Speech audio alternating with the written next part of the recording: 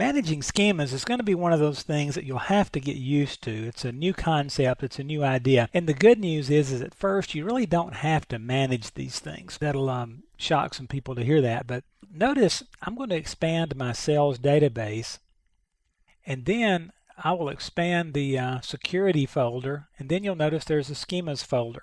Now any schemas that I create in this database will be here. Now by default, everyone's default schema is DBO, which means that if I just go create a table, and notice I'm just going to create a table called mark test. And in this table, I'll put a column A of integer, column B of integer. And if I execute that, oh, it can't find a variable type of ing. Okay? If I execute that, you'll notice I created a table. Now, where is this table? It's actually in the default DBO, just like it always was in previous versions of SQL Server. So until you're ready to jump into schemas, don't worry about them, okay? Now, if I want to put that into a different schema, first of all, I have to create the schema. So let me show you how to create one. I just simply type create schema, and I'll call this test schema. And I'll highlight just that, execute it, and you'll notice I created the test schema. Now if I come over here and refresh this, you'll notice that there's test schema now. Right now, I can select from the new table I made called mark test by just doing a select command, and you'll notice there's no rows in here, but there are my columns, so my table's there. But what if I want to put mark test into the test schema?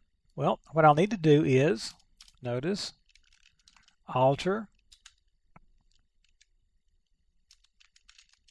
schema, test schema, transfer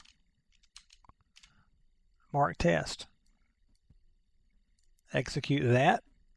Now notice if I go up here and try to select mark test, it's going to say, don't know what you're talking about.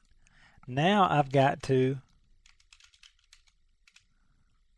go in and designate test schema as part of that. So it's very easy to move these around, and the way you move something is just alter the schema and transfer and give it the name of the object you want to transfer into that schema. And then you can manage these things. And then we're back to just what we were before, where you can go set permissions on the schemas and so forth. Now, I do want to show you one thing that will come up in later versions, and the final version is supposed to be there. And that is, if I want to adjust the schema, if I go up here to my individual table, because each table is in the schema, notice here's test schema mark test. If I right click on it and view dependencies, then this will show me the dependencies that this table has. I should be able to right click here or press F4.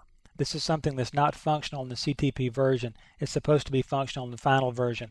I would suggest if you have the final version, go out to documentation and see how to move tables from between schemas graphically. That'll be a cool tool to have. But as you can see, schemas are going to be something you'll have to get your head around.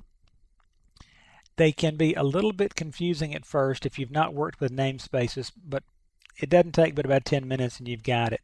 So play with schemas, look at documentation on them, and plan your schema activity, plan your schema structure before you get into it, okay? Because you can hide your objects from yourself.